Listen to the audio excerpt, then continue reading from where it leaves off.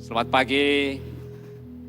Terima kasih kepada semua anak-anak Tuhan yang mengambil bahagian ibadah atas sekalian pagi hari ini. Demikian juga ucapkan syukur kepada saudara dan saudari yang mengikuti ibadah atas sekalian ini dimanapun saudara dan saudari dapat mengikuti siaran ibadah ini. Saya percaya melalui ibadah dan khotbah ini pasti diberkati oleh Tuhan. Amin. Pembacaan firman Tuhan pagi hari ini, mari kita perhatikan di dalam Galatia pasal yang kelima ayat yang pertama. Firman Tuhan berkata demikian, supaya kita sungguh-sungguh merdeka. Kristus telah memerdekakan kita, karena itu berdirilah teguh dan jangan mau dikenakan kuk perhambaan. Pembacaan yang kedua di dalam Yohanes 8 ayat yang ke-31 hingga ayat yang ke-32. Firman Tuhan berkata demikian. Maka katanya kepada orang Yahudi yang percaya kepadanya, jikalau kamu telah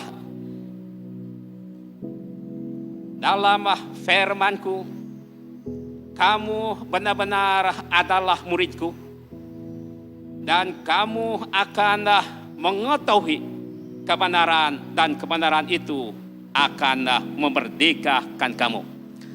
Bacaan yang ketiga, 2 Korintus pasal yang ketiga 17. Sebab Tuhan adalah roh, dan di mana ada roh Allah, di situ ada kemerdekaan. Yang terakhir 1 Petrus pasal 2 ayat 16. Hiduplah sebagai orang merdeka, dan bukan seperti mereka yang menyalahgunakan kemerdekaan itu untuk menyelubungi kejahatan mereka, tetapi hiduplah sebagai hamba Allah.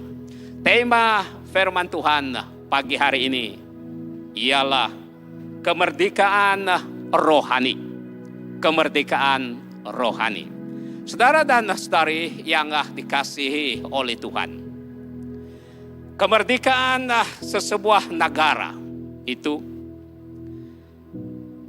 artinya bebas dari penjajahan, berdiri sendiri atau berdikari sendiri, tidak karena tuntutan atau tidak terikat ataupun bergantung kepada negara-negara lain atau orang-orang lain atau pihak-pihak tertentu untuk mengurus dan mentadbir sesebuah negara tersebut. Demikian juga orang Kristen, umat Tuhan yang percaya dan beriman kepada Kristus. Kemerdekaan orang Kristen bukan hanya terbatas bebas dari penjajahan dan perhambaan secara jasmani, melainkan orang yang percaya kepada Tuhan atau dikenali orang Kristen juga bebas atau merdeka secara rohani. Saudara dan saudari yang dikasihi Tuhan, kemerdekaan ini meliputi secara tubuh, jiwa, dan roh bagi orang yang percaya, di mana hanya terdapat di dalam Kristus kemerdekaan ini. Bagi orang-orang Kristen bahwa seharusnya harus mengerti bahwa kemerdekaan bukan secara jasmani saja, tetapi kemerdekaan orang yang percaya atau orang Kristen yang beriman kepada Kristus sebagai Tuhan dan Juru Selamatnya ialah kemerdekaan secara rohani. Ini yang sepatutnya bagi orang yang percaya beriman kepada Kristus sebagai Tuhan dan Juru Selamatnya secara pribadi. Saudara dan saudari yang dikasihi oleh Tuhan, setiap orang Kristen berhak dan perlu mengalami kemerdekaan secara rohani. Tetapi ramai orang-orang Kristen yang percaya kepada Tuhan selama ini tidak mengalami atau tidak dapat menikmati tentang kemerdekaan secara rohani. Sebab mereka tidak mengerti apa kemerdekaan rohani dan bagaimana memperoleh kemerdekaan tersebut. Nah, pagi hari ini saudara dan saudari yang dikasihi oleh Tuhan, kita dapat belajar untuk 3 perkara berkenaan dengan bagaimana memperoleh kemerdekaan secara rohani supaya dapat mengalami dan dapat merasakan sendiri makna kemerdekaan secara rohani. Sesuai dengan pembacaan kita di dalam Alkitab sebentar tadi, saudara dan saudari yang dikasihi oleh Tuhan. Dalam Galatia pasal yang kelima ayat yang pertama, kita mengerti dan memperoleh kemerdekaan secara rohani. Hal yang pertama, saudara, sesuai dengan pembacaan kita di dalam Galatia pasal 5 ayat 1, di mana hal pertama, jika kita tidak mahu lagi diperhambakan oleh dosa, diperhambakan oleh keinginan pribadi, barulah kita mengerti dan mengalami kemerdekaan secara rohani. Sebagaimana yang kita baca dalam Galatia pasal 5 ayat yang pertama. Firman Tuhan mengatakan, saya akan baca sekali lagi. Supaya kita sungguh-sungguh merdeka, Kristus telah memerdekakan kita. Karena itu berdirilah teguh dan janganlah mau lagi dikenakan kuk perhambaan. Saudara dan saudari yang dikasihi Tuhan, untuk mengerti dan mengalami bagaimana kemerdekaan secara rohani, sebagaimana yang saya telah sebutkan hal pertama, yaitu jika kita tidak mahu lagi diperhambakan oleh dosa. Dosa ini secara umum, tapi asal namanya dosa, saudara, yang menghalang tentang perkembangan rohani kita, yang membantutkan perkembangan rohani kita, sehingga kita tidak dapat merdeka secara rohani. Inilah yang menyebabkan kita tidak mengalami kemerdekaan secara rohani.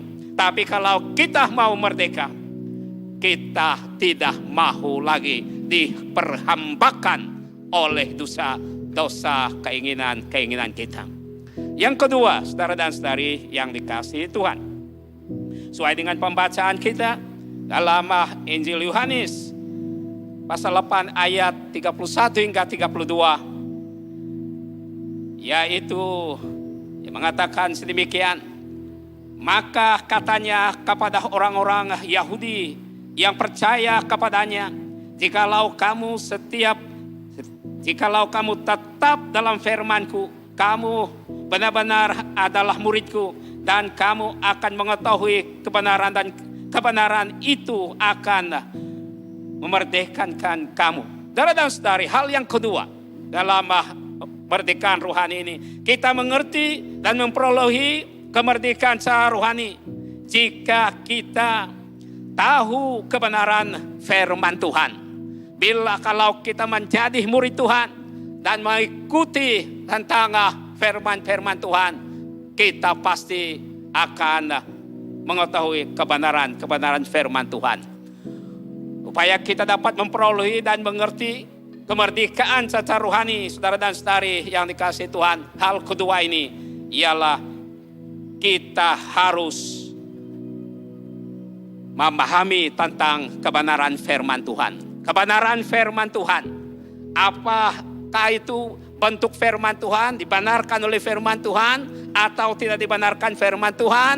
Kalau kita sudah membedakan dan kita memahami firman Tuhan yang sesungguhnya, bahwa kita memperoleh kemerdekaan secara rohani di dalam Yesus Kristus. Yang seterusnya, yang ketiga, saudara dan saudari yang dikasihi oleh Tuhan. Sesuai dengan pembacaan kita, yaitu dalam 2 Korintus pasal 3 ayat yang ke-17. Sebab Tuhan adalah roh, dan di mana ada roh Allah, di situ ada kemerdekaan. Kita mengerti dan memperoleh kemerdekaan secara rohani, saudara dan saudari yang dikasihi Tuhan. Hal yang ketiga ialah jika kita mau dipimpin oleh roh Allah atau roh kudus. Saudara dan saudari yang dikasihi Tuhan, kita mengetahui dalam pembacaan tadi bahwa di mana ada roh Allah, di situ ada kemerdekaan. Dengan ini, untuk memperoleh kemerdekaan, kita mau mohon dipimpin oleh roh Allah atau roh kudus setiap saat. Jangan biarkan keinginan kita akan menguasai diri kita, menguasai kehendak kita, tapi kita mohon supaya roh Allah tetap memimpin kita. Sama ada jemaat yang sudah lama mengikuti Tuhan, percaya Tuhan, maupun yang baru mengikuti Tuhan, mau dipimpin oleh Roh Kudus agar sentiasa merdeka secara rohani. Yang keempat dan terakhir, saudara, 1 Petrus pasal yang ketiga ayat yang ke-16. Hiduplah sebagai orang merdeka dan bukan seperti mereka yang menyalahgunakan kemerdekaan itu untuk melebihi kejahatan-kejahatan mereka, tetapi hiduplah sebagai hamba Allah. Yang terusnya ini merupakan yang terakhir, saudara. Ini keempat, poin yang keempat. Agar kita mengerti dan mengalami kemerdekaan rohani, saudara. Jika kita hidup sebagai hamba Tuhan atau jemaat yang tidak menyalahgunakan kemerdekaan. Saudara dan saudari yang dikasihi oleh Tuhan, yang disebut dalam firman Tuhan, jika sekiranya kita terus merdeka, yang sudah merdeka secara rohani, bahwa seharusnya kita guna pakaikan kemerdekaan rohani yang kita miliki, yang kita alami, yang kita sudah memahami, saudara, gunakan untuk memerdekakan diri terusnya dan kemerdekaan bagi orang lain. Jangan salah gunakan kemerdekaan yang ada pada kita. Nah, saudara dan saudari yang dikasihi Tuhan, pagi hari ini kita sudah melihat bagaimana mengerti dan mengalami kemerdekaan secara rohani, yaitu jika kita hidup, kita tidak mau lagi diperhambakan oleh dosa. Yang kedua, jika kita tahu kebenaran firman Tuhan. Yang ketiga, jika kita mau dipimpin oleh roh Allah. Dan yang keempat, tidak salah gunakan kemerdekaan yang ada pada kita. Untuk itu, saudara dan saudari yang dikasihi oleh Tuhan, seharusnya kita pertahankan kemerdekaan rohani. Kita rebut dari kuasa-kuasa roh lain kemerdekaan secara rohani. Dan kita pertahankan dan kita teruskan kemerdekaan secara rohani ini.